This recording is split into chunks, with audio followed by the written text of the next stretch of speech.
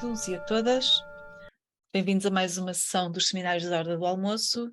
Temos hoje connosco o professor Dr. Saulo Gomes Timóteo, que está cá uma temporada em Portugal a fazer investigação. E temos a honra de o ter hoje connosco. Já tivemos no passado também já cá esteve num período de estágio, creio eu. Uma breve nota curricular. É doutor em Letras, Literatura Portuguesa pela Universidade de São Paulo, professor associado da Universidade Federal da Fronteira Sul, no Brasil. Trabalha sobretudo na área dos estudos literários. Tem trabalhado José Saramago nas suas intenções teóricas, a partir de conceitos de Bakhtin, de Benjamin e de Barthes. Desde 2017 desenvolve o projeto da Mastor, Laboratório de Jogos Literários. Tem produzido podcasts e outras atividades de divulgação da leitura literária. Publicou em 2020 o Cortiço, jogo de tabuleiro, pela editora Ideia Jogos, do Brasil, e atualmente desenvolve ainda podcasts e jogos literários sobre temas da literatura portuguesa do século XX. E hoje vem-nos precisamente falar sobre esta temática, com o título do Jogo e Outras Máscaras, a literatura portuguesa do século XX, ressignificada em jogos de tabuleiro. Dr. Saulo, a palavra é sua.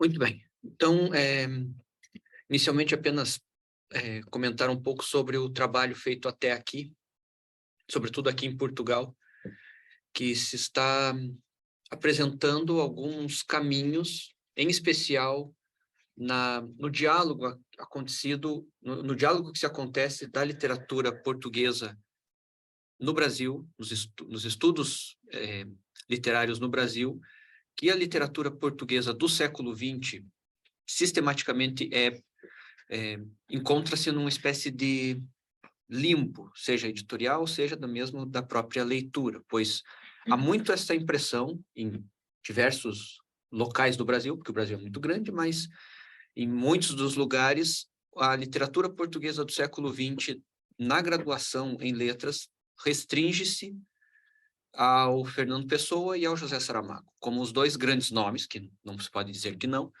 mas os dois grandes nomes da literatura portuguesa do século XX acabam tornando-se as únicas referências dentro de um universo muito grande de autores e de temáticas e de propostas de literatura que os leitores brasileiros acabam tendo apenas algumas notícias muito esparsas. E nesse sentido que a doutora Cristiana falou dos podcasts, eles serão produzidos muito nesta ideia de dar a conhecer outros autores. E somando-se a isso, a outra vertente da minha investigação é a elaboração de jogos de tabuleiro como uma estratégia de ensino. E neste caso, os jogos que aqui vamos falar hoje, a temática da apresentação é sobre isso, é para se observar três elementos, três aspectos, três temáticas do século XX, postos como jogos de tabuleiro e que podem, porventura, se tornar elementos interessantes para o diálogo, para a compreensão e o conhecimento de aspectos da literatura portuguesa. Bem, a ideia da apresentação é muito mais fazer a exposição destes jogos. Infelizmente, o jogo aqui está como elemento físico, então, não podemos jogar virtualmente. Pode até pensar futuramente em fazermos alguns jogos online também, é um caminho possível, mas apenas para mostrar-se. O primeiro é intitulado Os Ficheiros de Saramago, que é um jogo que, bem, eu estudei José Saramago tanto no mestrado quanto no doutoramento, e após esses estudos, após essas leituras, decidi que fazer um jogo seria uma outra forma de abordagem, porque algo que, teoricamente, nós podemos pensar é que o jogo não deve ser necessariamente pensado por si só. Deve ter ainda outros dois objetivos juntos. O primeiro é levar em consideração, o máximo de respeito possível pela obra que se está adaptando para um jogo. Então, os mecanismos de jogos literários que a obra propõe devem também ser respeitados dentro do jogo que se constrói. Por outro lado, os jogadores, as pessoas que jogam, podemos pensar que existem de duas maneiras. Existe tanto as pessoas que não conhecem o livro, não conhecem o Saramago, por exemplo, e talvez morem na caverna, não conhecem o Saramago, mas podem jogar, podem ter acesso às dinâmicas de jogo, e a partir do momento que jogam, eis que alguma coisa passa a fazer parte do repertório deles, passa a fazer sentido aqueles personagens, no caso. E existe o outro tipo de leitores, que são os leitores que conhecem José Saramago. E para estes jogos funcionam como uma forma de revisitação à obra, como uma outra roupagem, como uma outra estética, como nós veremos na sequência. As cartas propostas são como as que seguem. Não sei se essa faixa fica aparecendo para todos também, ou não. Não? Ok. Era só para nós. Ah, tá. Então, as cartas obedecem a esse universo presente no romance Todos os Nomes. Não sei se já tiveram a oportunidade de ler. Se não tiveram, eu recomendo, porque é muito bom, assim como todos os outros. Mas no romance Todos os Nomes existe a estética da Conservatória Geral do Registro Civil, onde estão os documentos de todas as pessoas vivas e mortas, e o personagem, um determinado personagem, o senhor José, vai colecionando ficheiros de personalidades famosas. A ideia foi justamente essa, em fazer um ficheiro para os 50 personagens das obras de José Saramago. De 10 romances, então vai se pegar desde este que é o João Mau Tempo, do romance Levantado do Chão, ali simbolizado pelo número 0, até o Homem Duplicado, simbolizado pelo número 9, que será o último dos romances dentro desta perspectiva. E cada elemento que se colocou aqui dentro da carta tem uma motivação, porque isso também é algo muito importante de se pensar dentro da temática de jogos, é que os detalhes fazem a diferença. Muito na ideia de que há uma motivação para tudo que aqui está. E nesse sentido também que esses jogos estão sendo testados, estão sendo dialogados para que se faça um trabalho o mais apurado possível e o mais dialógico também. Então, ali podemos perceber na carta que existe o carimbo da conservatória, um carimbo fictício, mas apenas para fazer esta menção a todos os nomes. Uma ilustração possível de todos os 50 personagens. Uma síntese breve do personagem, que funciona muito naquela perspectiva de que se você não conhece esse personagem, você passa a conhecer brevemente apenas lendo esta síntese.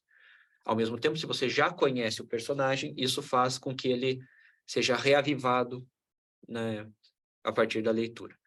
Os itens comuns ali abaixo funcionam como a perspectiva de um dos jogos, funcionarão os 5 itens como a dinâmica do jogo, que logo mais falarei.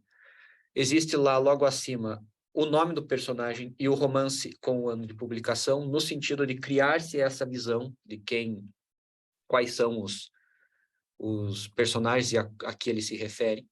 Aquela letra, que é um protagonismo que funciona como um naipe, porque, afinal de contas, como é um baralho de cartas, e o baralho comum de cartas tem suas 52 cartas, e tem 4 naipes, que é o ouro, o copas, o paus e o espadas. Aqui nós optamos por fazer 5 naipes, no sentido de colocar as 5 consoantes do nome de José Saramago. Então, nós temos o J, o S, o R, o M e o G, que cada um adquire o seu papel de naipe dentro dos jogos, de alguns dos jogos. Existe ali o símbolo da Fundação José Saramago, que estamos em diálogo para a elaboração deste jogo, e ali abaixo o número do romance, como disse, começando com 0 no levantado do chão e 9 com o homem duplicado. Outro pormenor, que logo no próximo slide, logo à frente se verá, a cor da pasta do ficheiro aí varia conforme o romance. Então, há inclusive estas 9 cores, 10 cores no caso, para fazer esta distinção dentro dos romances. Um dos jogos que logo mais verei tem essa outra modalidade de cartas que funcionam como um formulário dentro da Conservatória Geral do Registro Civil e que possui estas duas, ali eu atribuí o nome de missões, mas não é necessariamente uma missão, mas é para que se faça essa conexão. Ali coloca-se, por exemplo, um personagem idoso e um personagem do meio urbano para fazer esta busca dentro das cartas que você possui, cada jogador possui, para fazer... Não precisa. Ok, mais melhor. E ali também se colocou a assinatura do próprio José Saramago, que não assinou este formulário, logicamente, mas que faça essa menção também ao autor. O primeiro jogo, apenas para dar este exemplo, o primeiro jogo chamou-se Bem Te Conheço, ó Máscara, que é uma frase que o Saramago usa em alguns momentos da obra, e ali nós temos a perspectiva de cada jogador. Um jogador possui 8 cartas, que ali estão dispostas em quatro colunas, 2 cartas em cada coluna, e tem ali todos os personagens. Desde a mulher do médico, Maria de Magdala, Joana Carta e Padre Agamedes, Dom João V e a mulher desconhecida, Maria da Paz e Deus. Percebam como essa junção destes personagens todos também dá uma visão de quão múltipla é a obra de José Saramago. E podendo se aproximar ali tanto diversas figuras de diversos romances aqui. A partir do momento que cada jogador tem essas cartas, eis que lança-se uma carta de missão, digamos assim. E aí nós temos que cada jogador ter que começar a perceber, por exemplo, ali, um personagem idoso, o jogador tem que ser o mais rápido para lançar um dos seus personagens idosos que possuísse. Ali, no caso, nós temos Domingos Mau Tempo, Pedro Orsi, Cipriano Algor, o Velho da Venda Preta e Deus. Talvez o mais idoso dos 5. Por outro lado, no personagem do meio urbano, temos outros. Temos a Maria Sara, temos o Victor, do Ano da Morte de Ricardo Reis, o Tertuliano Máximo Afonso, o Senhor José e o Centro.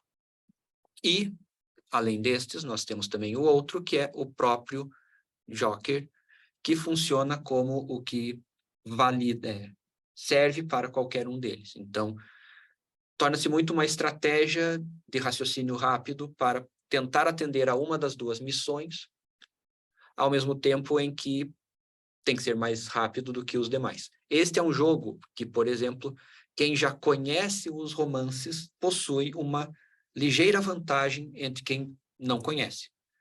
Não é um impeditivo, mas logicamente que personagens idosos, um homem, uma mulher, a pessoa consegue ver muito mais rapidamente do que, por exemplo, um personagem do meio urbano, um personagem que viaja, um personagem que se envolve amorosamente, que são outras das missões.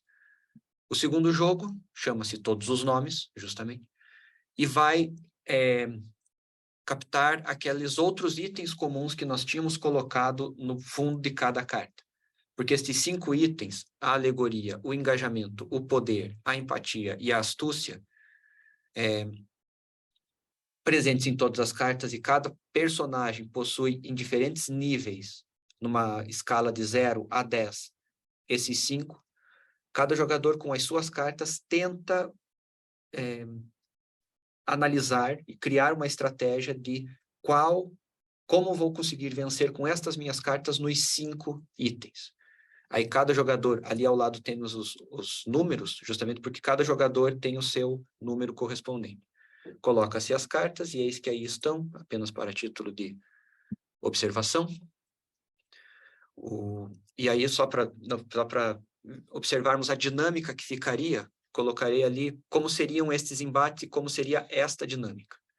O primeiro embate, então, na alegoria, percebemos ali que vai ser um duelo entre o pastor do Evangelho segundo Jesus Cristo e Ricardo Reis, do ano da morte de Ricardo Reis.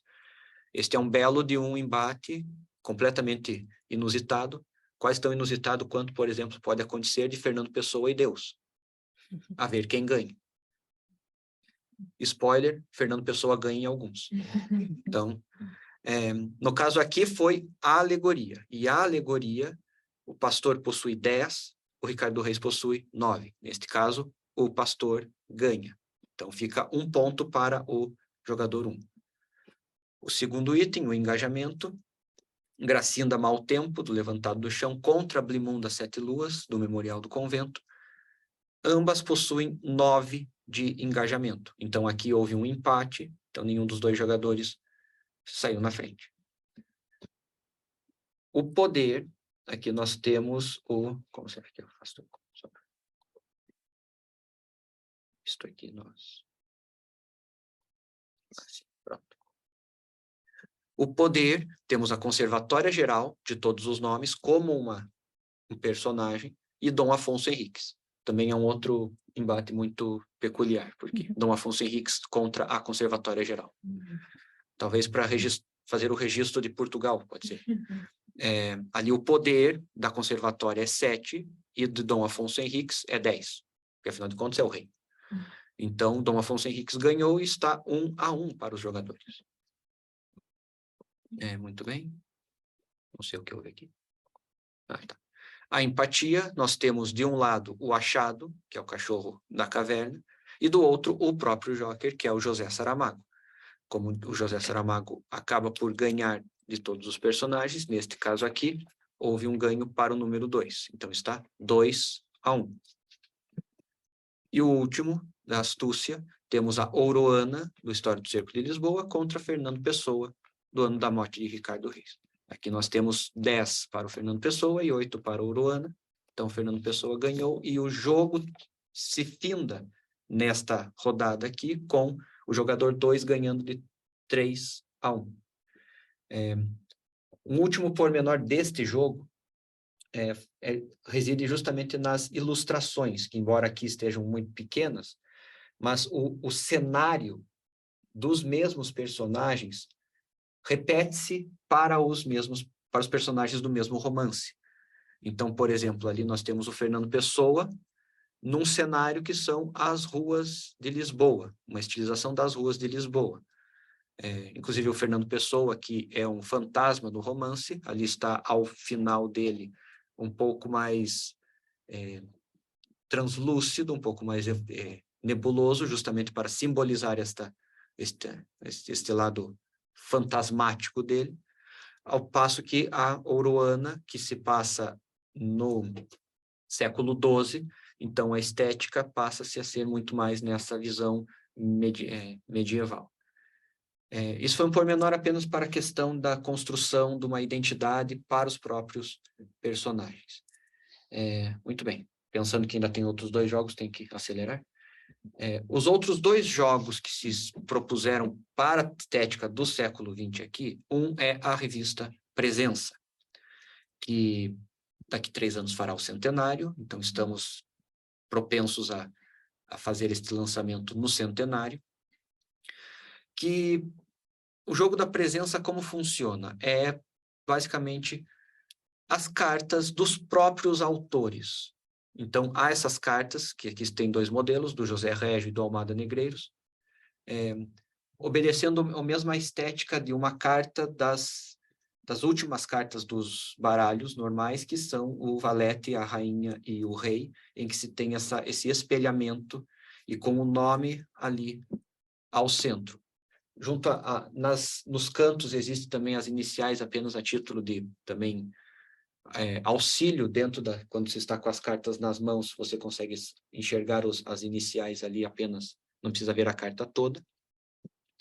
Para além desse, outro pormenor, existem as cartas das faculdades criativas, que o José Régio coloca dentro de um dos textos principais da Presença. Não, antes disso, esta carta também é especial, porque é uma carta do Fernando Pessoa, e como o espelhamento não poderia ser ele também, né? É ele também, mas são os outros eles também. Então, por isso que se colocou ali, e haverá uma função especial dentro do tabuleiro, que logo mais apresento. Aqui estão as 3 faculdades criadoras que o José Régio coloca. É a inteligência, a imaginação e a sensibilidade. E essas 4 pequenas ilustrações farão sentido dentro do tabuleiro, que, embora esteja nesta concepção ali, no pormenor e analisando-se de mais perto, consegue-se ver que em cada quadrado, ali nas casas centrais ali, existem os autores, são 18 autores que escreveram na presença. Ao redor também temos 16 ilustrações presentes na revista, e aos cantos existem aquelas 4 pequenas vinhetas que funcionam como as cartas de canto. Então, ali são para colocarem fichas. Cada jogador possui uma cor, são 4 jogadores, 4 cores, e cada jogador vai ter como tarefa conseguir uma linha de 4 fichas em sequência, ou horizontal, ou vertical, ou diagonal, ao mesmo tempo em que precisa preencher as cores da revista Presença ali ao seu canto. Dentro dos pormenores das regras, não precisam ser as cores próprias de si, pode ser qualquer uma das 4 cores, desde que consiga colocar as 8 letras da revista. E se repararem um pouco mais, logo bem ao centro, aqui está na questão dos detalhes. Ao centro existem os 4 editores da revista. Temos o José Régio, temos o Branquinho da Fonseca e o João Gaspar Simões, e depois o Adolfo Casais Monteiro, que entrou depois. Os 4 estão ao centro, margeando ali como um círculo ao redor dos 4 estão as casas especiais do Fernando Pessoa. Então, quem tirar uma carta Fernando Pessoa pode colocar em qualquer um daqueles 8 quadrados. E o jogo vai se fazendo assim. Teve-se esse cuidado também de colocar as ilustrações e os autores virados, não todos para o mesmo lado, mas para haver este equilíbrio para os 4 lados. Então, existem 9 autores para cada um dos lados, de modo que todo jogador terá alguns escritores virados para si, num equilíbrio. E o tempo sempre é meu inimigo, então este é o jogo da presença. O jogo do Alentejo, escrito assim mesmo, porque não é apenas a região do Alentejo, mas também o Ribatejo. Então, é tudo que está para além do Tejo, dependendo do referencial, então está para os 2 lados, e serve para a estética do neorrealismo. Então, nós associamos a estética do neorrealismo ao mapa de Portugal, em especial da região do Alentejo e do Ribatejo. Como nós fazemos isso? Fazemos a partir de a estética do neorrealismo estará presente nas cartas e nas dinâmicas da produção de culturas. Aqui, no caso, nós temos as 3 cartas de produção, são 5, mas aqui tem 3, que isso foi uma coisa muito interessante, já estou a falar com várias pessoas de várias instituições diferentes, porque, por exemplo, eu havia colocado como grãos, mas aqui em Portugal é muito mais comum falar, por exemplo, cereais ou seara. Então, esta é uma atividade, uma palavra que se pode trocar apenas para que fique o mais adequado possível. Então, ali nós temos grãos ou cereais, azeite e as criações de gado, que até acho que vou mudar para gado mesmo, ao invés de ser apenas criações. Ali, o pormenor destas cartas, apenas para inclusive para mostrar como a criação de um jogo não é necessariamente algo que se faz de uma vez. É algo que, quanto mais as pessoas jogam e você vê os jogos e as opiniões dos demais, passa-se a fazer algumas adequações para que a jogabilidade fique melhor, para que a compreensão dos elementos fique melhor também.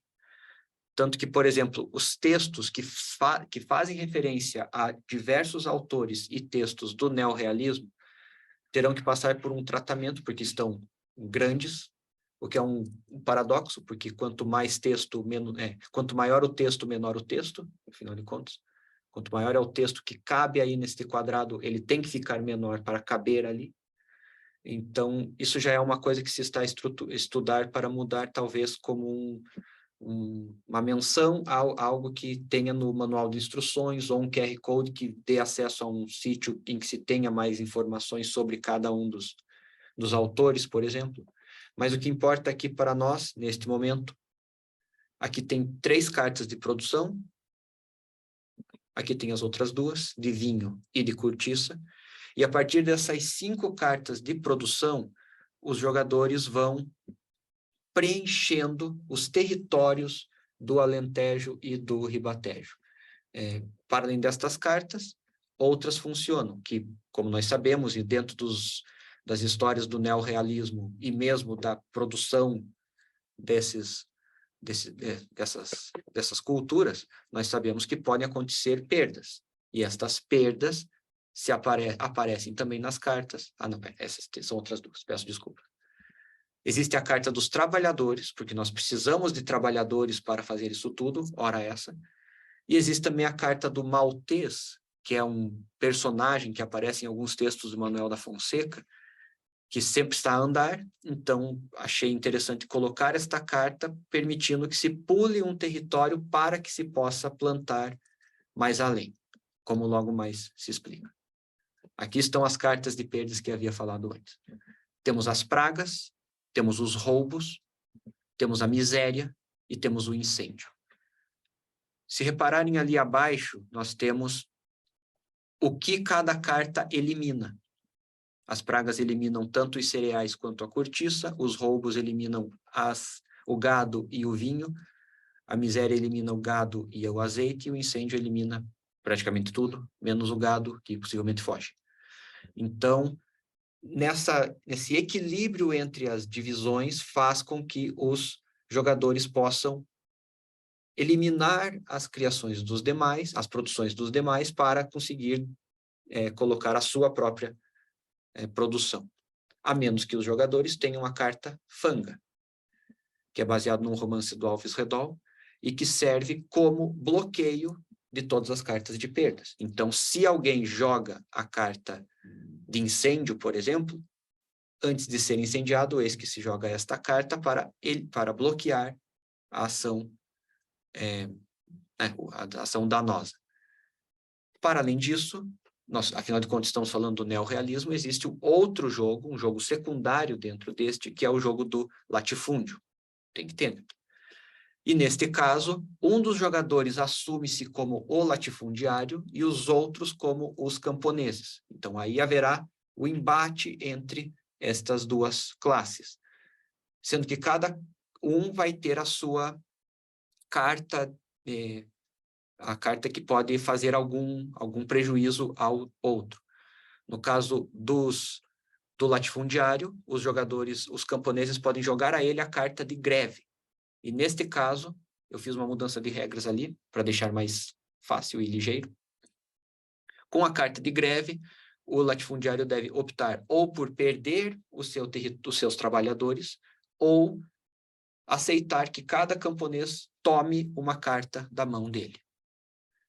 Pode parecer que não é muito, mas dependendo da estratégia do latifundiário, perder essas cartas pode ser fatal a ele. Mas, por outro lado, o latifundiário pode também atacar os camponeses com a prisão. Com a prisão, remove-se os trabalhadores dos camponeses, a menos que os camponeses tenham a carta resistência, em que se resiste à prisão e se mantém como está.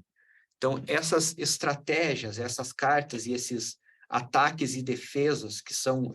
todo jogo funciona nesta estrutura, independente de qual seja, atendem a essa evocação das ações e ideias e perspectivas do neorrealismo, dos autores do neorrealismo.